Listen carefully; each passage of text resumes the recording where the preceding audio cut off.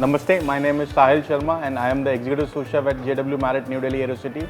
Today we will be doing a very beautiful recipe with pistachio. In this festive season, I would be showing the recipe how to make it. So for this pista dessert recipe, we would be adding ghee, a little bit of whole pista. We will be sorting this pista, adding a little bit of pista flakes.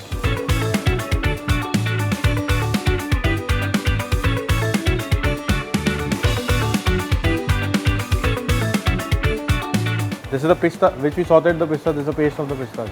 Now we would be adding sugar to it.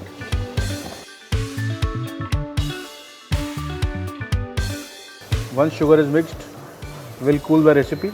So once our pistachio paste is cool, we will add a little bit of Gulkand and nuts to it.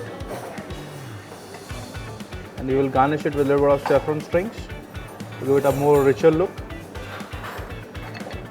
Our beautiful La Pistachio recipe is ready.